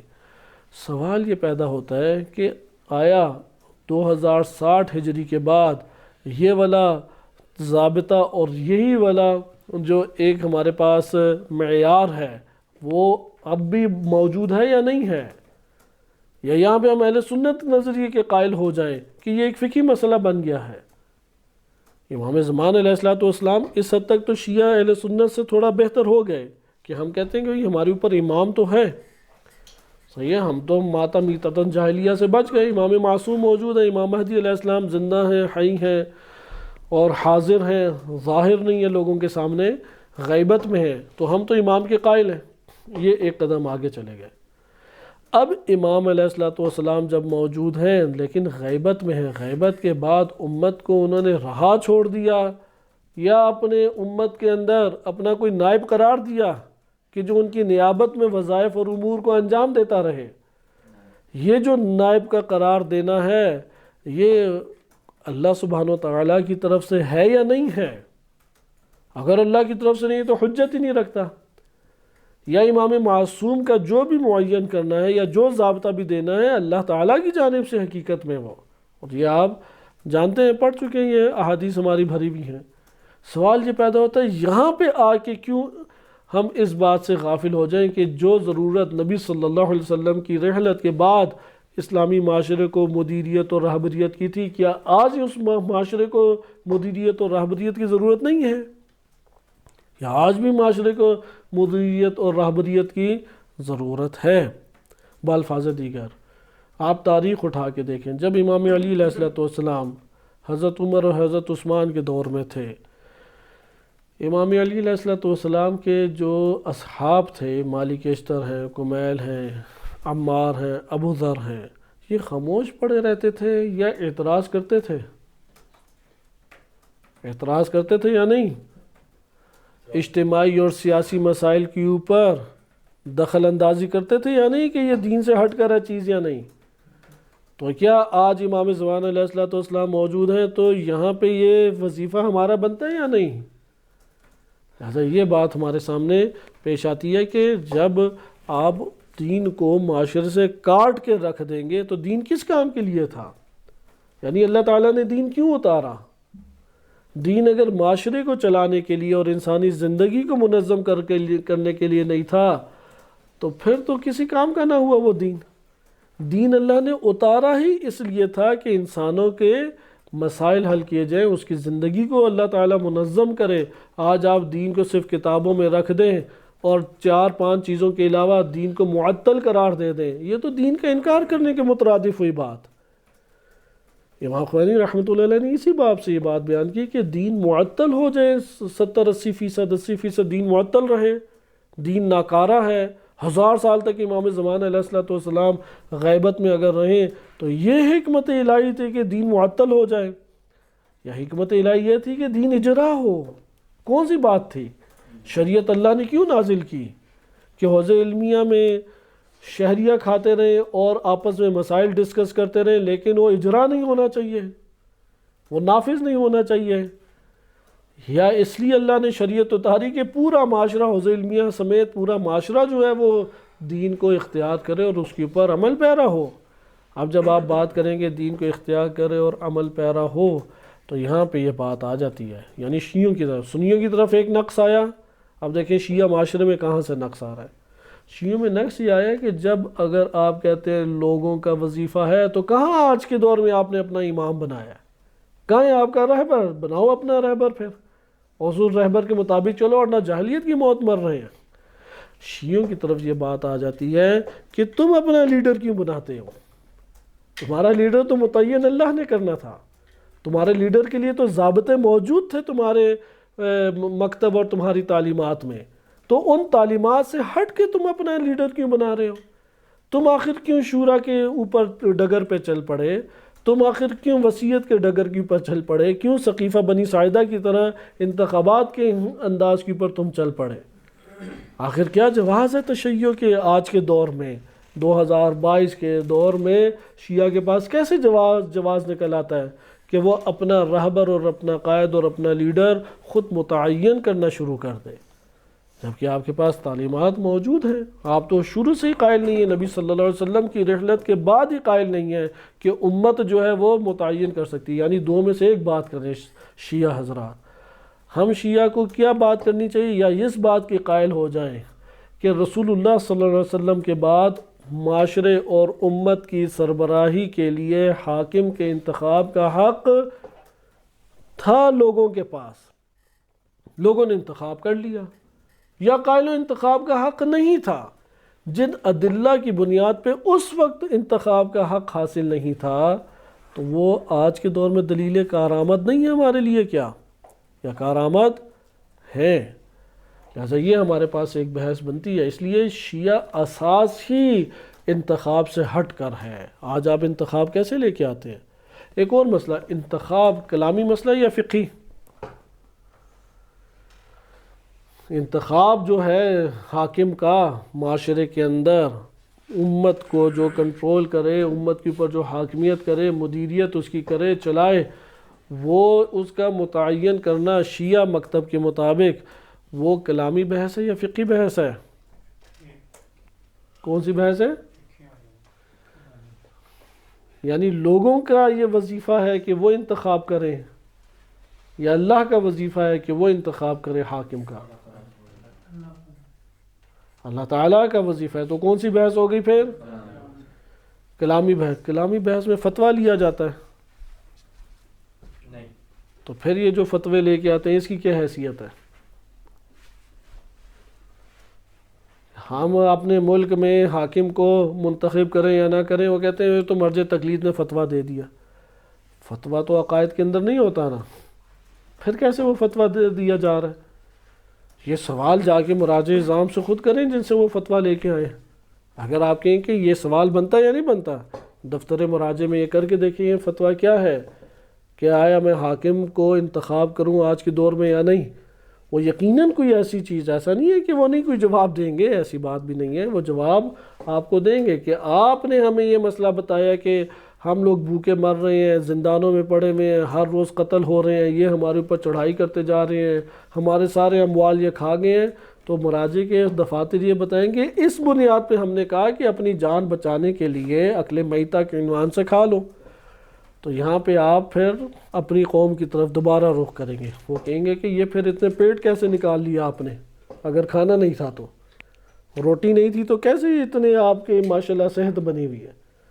اگر سارے قتل ہو رہے تھے تو 5 کروڑ میں سے ہر روز کتنے قتل ہوتے ہیں دہشت گردی کی بنیاد پہ آج کے دن؟ لہٰذا یہ عقل میتہ والی صورتحال نہیں ہے، موضوع متحقق ہو تو حکم جاری ہوتا ہے فقہی. تو وہ جو مراجع اعظام نے اس میں کیا ہے وہ اضطراری طور پہ ایک حکم ہے، آپ نے اپنے آپ کو اضطراری کنڈیشن میں بتایا ہے.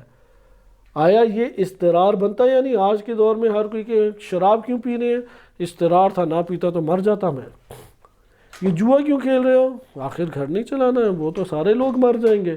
آپ کون سی چیز جائز قرار نہیں دے سکتے؟ یہ بتائیں کون سی چیز ایسی ہے؟ ہر چیز کو آپ اسی طریقے سے پھر قرار دینے لگ جائیں گے.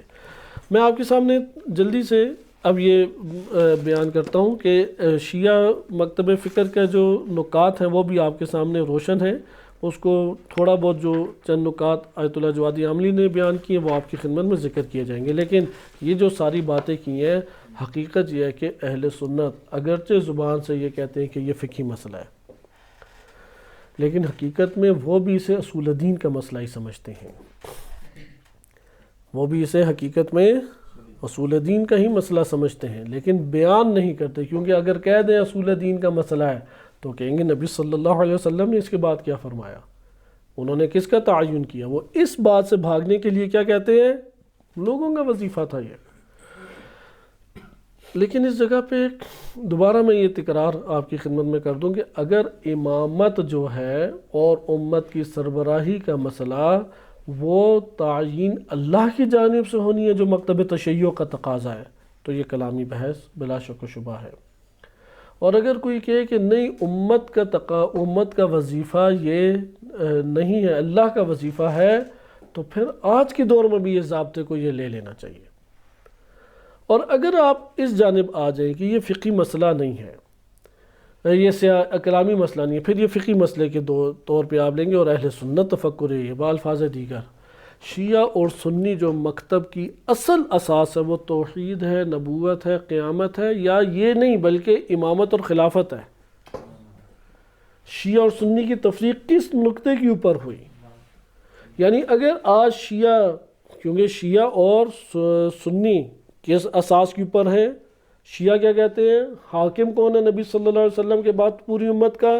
لیڈر کون ہے؟ حکمران کون ہے؟ امیر المومنین علیہ السلام. اہل سنت کیا کہتے ہیں؟ خلیفہ اول حضرت ابو بکر ہیں، وہ حکمران ہیں. اگر آج کے دور میں کوئی اس بات کا قائل ہو جائے کہ خلیفہ اور حاکم اور امت کے رہبر کا چناؤ ہوگا اور انتخاب کیا جائے گا، یہ سنیت ہے یا شیعیت ہے؟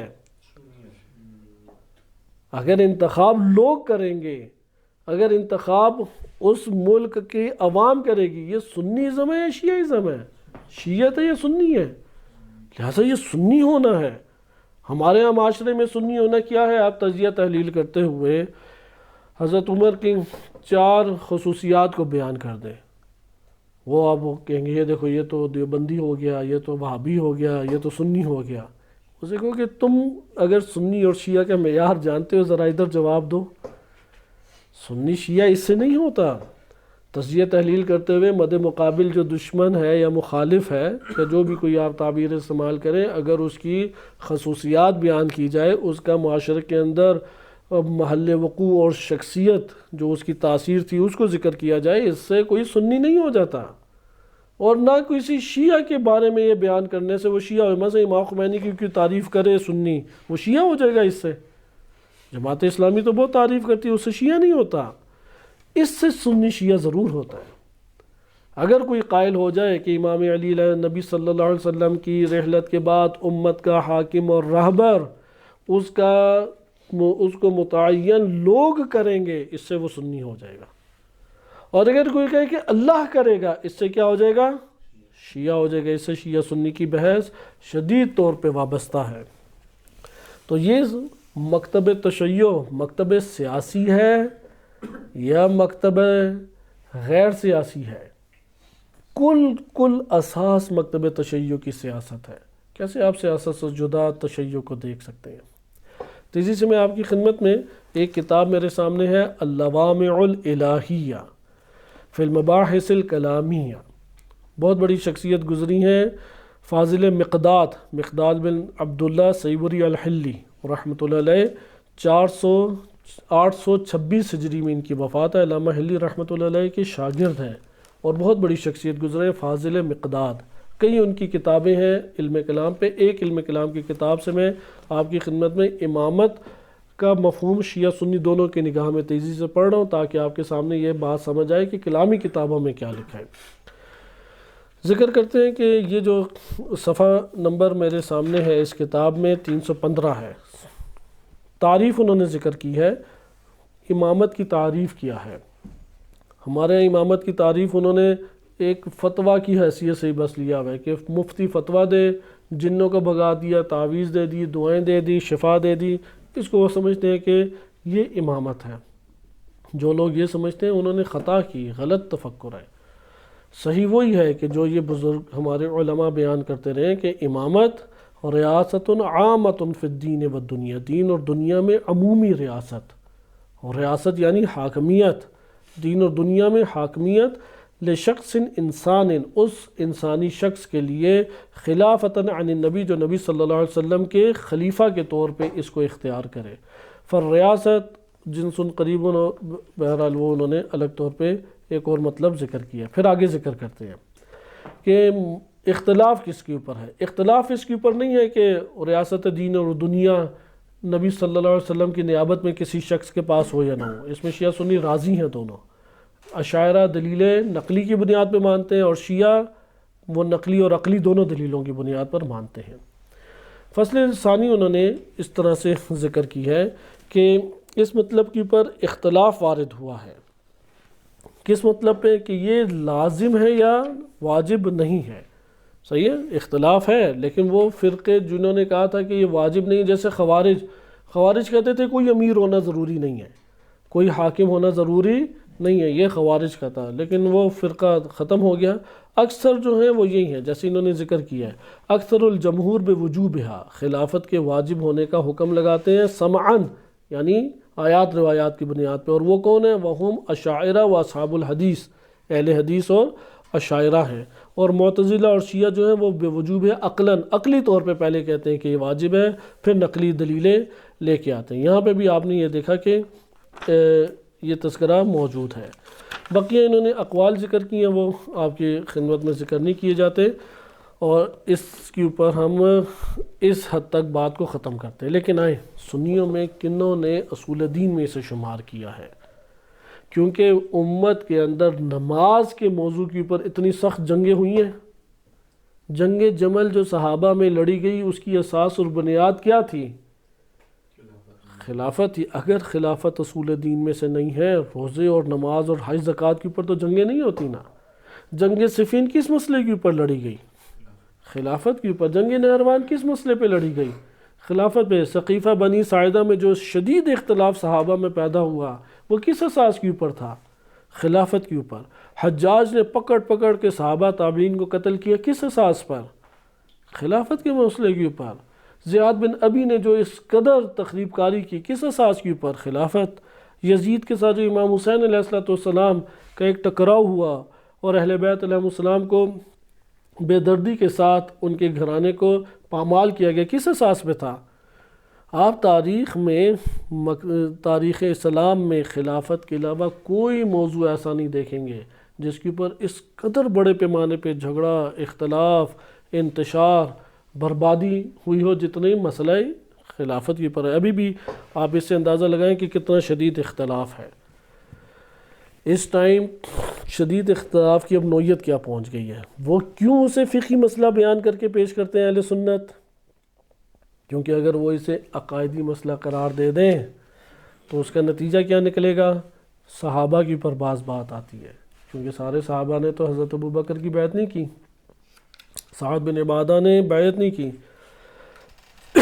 جناب فاطمہ سلام اللہ علیہا وہ تو بیعت کے بغیر اس دنیا سے چلی گئیں، سنی اس کے قائل ہیں.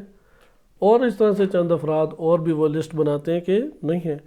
لہٰذا وہ کہ نبی صلی اللہ علیہ وسلم کے بعد اگر عقائدی مسئلہ ہے پھر تو خلیفہ ہونا چاہیے تھا، اللہ کی جانب سے خلیفہ ہونا چاہیے تھا. وہ اس بات سے بھاگتے ہیں، فقہ میں لے آئے. لیکن جب فقہ میں لے آئے تو خود پھنس گئے. شاہ ولی اللہ محدث دہلوی بہت بڑی شخصیت گزری ہیں، یہ تھوڑا سا میں آپ کی خدمت میں پڑھ لوں. ایک کتاب ہے ازالۃ الخفا عن ازالۃ الخلفاء، غالباً اس کا نام یہی ہے، ازالۃ عن خلافت الخلفاء. ازالۃ الخفا عن خلافت الخلفاء۔ شاہ ولی اللہ محدث دہلوی بر صغیر کی شخصیت گزری ہے، تمام شیعہ اہل سنت دیوبندی بریلوی اہل حدیث سب ان کی شخصیت کے قائل ہیں۔ انہوں نے ایک کتاب، ایک حجت البالغہ کتاب لکھی، بڑی ضخیم اور بہترین کتاب شمار ہوتی ہے، اور ایک کتاب ہے معروف کتاب ازالۃ الخفا عن خلافت الخلفاء، یعنی خلفاء کی خلافت پہ جو شیعہ حضرات اعتراضات کرتے ہیں اور اسے چھپانے کی کوشش کرتے ہیں، یہ ان تمام شبہات کو زائل کر رہے ہیں۔ انہوں نے شیعہ افراد کی طرف سے جو اعتراضات کیے جاتے ہیں ان کے جوابات دیے ہیں۔ پہلے صفحے پہ کیا لکھتے ہیں شاہ ولی اللہ؟ پہلے صفحے پہ میں فارسی آپ کی خدمت میں پڑھ کے سنا دیتا ہوں۔ پہلے صفحے پہ، اس سے آپ کو پتہ لگے گا کہ حقیقت ان کی کتب میں اس طریقے سے بھی موجود ہے۔ اما بعد میگوید فقیر حقیر ولی اللہ عفی عنہ، کہ وہ معاف کر دیا جائے، کہ در این زمان بدت تشیع آشکار شد۔ اس زمانے میں تشیع اردو کے قریبی فارسی ہیں، ان کی اصل فارس کے نہیں ہے یہ، یعنی ایرانی نہیں ہے۔ تو بدت تشیع اس زمانے میں آشکار ہوگی، ہے یہ 400 سال پرانی کتاب۔ و نفوس عوام بے شبہات ایشان متشرب گشت، یعنی یہ لوگ عوام الناس جو ہیں ان کی شبہات سے متاثر ہو چکے ہیں۔ پھر آگے ایک دو لائنیں میں چھوڑ کے آپ کی خدمت میں بیان کر رہا ہوں۔ تا آن کے کہ لا جرم نور توفیق الہی در دل ان بندے ضعیف ہے، کہ یہ جو بندے ضعیف ہے اس کے دل میں اللہ تعالیٰ نے ایک نور کو یہ توفیق دی کہ اس نور کو پیدا کیا کہ یہ جواب دے شیعوں کی شبہات کو دور کرنے کے لیے۔ تا آن کے بے علم الیقین دانست شد، تاکہ یقینی علم یقین کے طور پر، یعنی برہان کے ذریعے سے آپ کو یہ معلوم ہو جائے اس بات خلافت ان بزرگان اصلی است از اصول دین، کہ یہ بزرگان جو گزرے ہیں ان کی خلافت اصول دین میں سے ایک اصل ہے، یہ آپ کو یقین ہو جائے۔ اصول دین میں سے کیا ہے؟ ایک اصل ہے۔ بس آپ نے ادھر دیکھا کہ شاہ ولی اللہ کس بات کے قائل ہیں؟ خلافت کیا ہے مسئلہ؟ اصول دین میں، پھر انہوں نے نیچے دلیلیں دی ہیں۔ اسی طریقے سے آپ اہل سنت کی دیگر کتب کی طرف آ جائیں، جن میں سے بیضاوی ہیں، انہوں نے واضح طور پہ اپنی کتاب منہاج الوصول الی علم الاصول میں لکھا۔ وہ لکھتے ہیں کہ اسی حوالے سے کہ ہمارے پاس شیعوں کی طرف سے یہ ادعا ہے امامت علی علیہ الصلوۃ والسلام کی نص کے اوپر، اور پھر انہوں نے اپنا بیان کیا کہ یہ تواتر سے نہیں پہنچی۔ اس کے درمیان وہ لکھتے ہیں کہ ائمہ اہل بیت علیہم السلام، خلاصہ کروں کیونکہ ٹائم گزر چکا ہے آپ کی خدمت میں، کہ حضرت ابوبکر کی، حضرت عمر کی خلافت کو نہ ماننا بدعت اور کفر ہے۔ جو نہیں مانتا اس نے کیا کیا ہے؟ کفر اور بدعت۔ کفر اور بدعت کا ہونا کس سے تعلق رکھتا ہے؟ فقہ سے یا اصول دین سے؟ ایک کتاب جلال الدین سیوطی نے لکھی ہے، القام الحجر، پتھر مارے جاتے ہیں، القام الحجر لمن زکا صاب ابی بکر و عمر، کہ جو ابو بکر و عمر کو سب و شتم کرتا ہے، گالیاں دیتا ہے، آپ اس کی پاکیزگی کو جو ثابت کرتا ہے اس کے اوپر انہوں نے پتھر برسائے ہیں۔ جو پاکیزگی کو، گالی دینے والے کو پاکیزہ ثابت کرتا ہے اس کے اوپر پتھر برسائے ہیں، کہ یہ صاب ابی بکر و عمر جو ہے، یعنی حضرت ابو بکر حضرت عمر کو گالم گلوچ کرنے والے کو تم پاک اور پاکیزہ شمار نہیں کر سکتے۔ اب وہ دلیلیں لے کے آئے ہیں۔ پہلا ان کا چیپٹر تو فضائل پر ہے، چھوٹی سی پتلی سی کتاب ہے، 70 صفحے بھی نہیں ہے، 30-40 صفحوں کا رسالہ ہے۔ دوسرا چیپٹر کیا انہوں نے باندھا ہے؟ گناہان کبیرہ میں سے، اور گناہان کبیرہ کا مرتکب کیا ہے؟ فاسق ہے۔ یہ جمہور کی رائے اہل سنت پہ، جو حضرت ابو بکر اور حضرت عمر کو گالی دے، سب و شتم کرے، وہ کیا ہے؟ گناہ کبیرہ کا مرتکب ہے اور فاسق ہے، اور اس کی کوئی گواہی قبول نہیں کی جائے گی وغیرہ۔ تیسرا ہے کہ کافر ہے، وہ اقوال لے کے آئے جنہوں نے کفر کہا ہے۔ جو حضرت ابو بکر اور حضرت عمر کو گالی دے وہ کیا ہے؟ مرتد ہے اور کافر ہے۔ حنابلہ میں سے بعض کی یہ رائے ہے کہ وہ مرتد ہے، زندیق ہے۔ جو خلیفہ سوم کو گالی دے یا اس طرح سے. اور چوتھا کیا ہے؟ جو خلافت ابی بکر و عمر کا انکار کرے وہ بھی دائرہ اسلام سے خارج ہے، مرتد ہے. یہ ان کی کتب میں درج ہے. یہ جو دائرہ اسلام سے خارج ہے اور مرتد ہے، حضرت ابو بکر کی خلافت کا فقط انکار کرنے والا، حضرت عمر کی خلافت کا انکار کرنے والا کیا ہے؟ مرتد ہے، اور مرتد کی سزا قتل ہوتی ہے، واجب القتل ہے. یہ خودکش حملہ آور اس باب سے آتے ہیں. یہ جو پاکستان میں خودکش حملہ آور ہیں وہ ان فتاوی کی بنیاد پہ کرتے ہیں. اب یہ والی بحث جو ہے آپ مجھے بتائیں اصولی ہے یا فقہی ہے؟ بحث پہ اصول دین کے انکار پہ کافر ہوتا ہے یا فروع دین کے اوپر؟ لہذا وہ عملی طور پہ اس سے برتاؤ اصول دین والا کرتے ہیں. اس لیے آپ ذرا ابن تیمیہ کے کلمات پڑھیں اس باب میں. ابن تیمیہ نے کیا لکھا ہے؟ ابن تیمیہ نے واضح طور پہ لکھا ہے کہ اس سے بڑھ کر اور کون سا مسئلہ ہے جو مسلمانوں میں حساس ہے؟ اس سے اعظم، اس سے بڑھ کر، اس سے حساس مسئلہ کوئی نہیں ہے. اس لیے یہ اصول دین میں سے ہے، اور اس کا مخالف جو ہے کہ امامت ابی بکر و خلافت ابی بکر و عمر کا جو مخالف ہے وہ کفر اور بدعتی ہے، اور اس بات کو انہوں نے تکرار کے ساتھ لکھا ہے. بہرحال وہ شواہد آپ کے سامنے ابھی پڑھنے کا موقع نہیں ہے، لیکن اس ترتیب کو ذہن نشین رکھیں کہ انہوں نے اس اساس کے اوپر آج کے دور میں بھی یہ رکھا ہے کہ اگر کوئی افراد یا امت کسی فرد کی راہبریت پہ آ جائے تو اس کے لیے وہی اختیارات آ جائیں گے. تو یہ آپ کے سامنے خلافت کے حوالے سے یہ بحث تھی کہ اہل سنت اگرچہ لکھتے کیا ہیں کہ یہ فقہی مسئلہ ہے، لیکن جو برتاؤ اس کے ساتھ کرتے ہیں وہ اصول دین میں سے اس سے برتاؤ کرتے ہیں. حتیٰ کہ وہ کہتے ہیں عادل تھے، ہم انہیں معصوم نہیں کہتے، لیکن برتاؤ کیا کرتے ہیں؟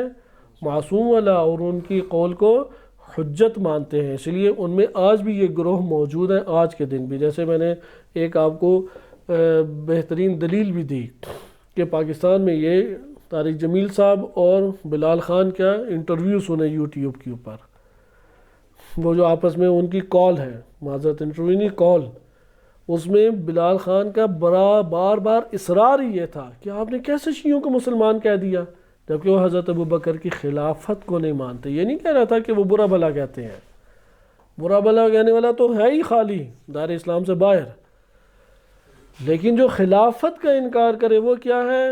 وہ باہر ہے دائرہ اسلام سے. آپ اسے کیوں مسلمان کہہ رہے ہیں؟ وہ اب جان چھوڑا رہے ہیں طریقے سے بار بار. وہ انہیں پتہ ہے کہ ایک میں عالم کا حوالہ لایا تو اس نے اس کو بھی اڑا دینا ہے. وہ واضح کہتا تھا حضرت ابو بکر کی عظمت کے سامنے آپ کس کا حوالہ دے سکتے ہیں؟ تو وہ جان کے میں جس کا حوالہ دوں اس کے تو چترول ہو جانی ہے. وہ بخاری کو لے آئے، مسلم کو لے آئے، وہ صحابی کو لے آئے تو اس نے اڑا دینا ہے.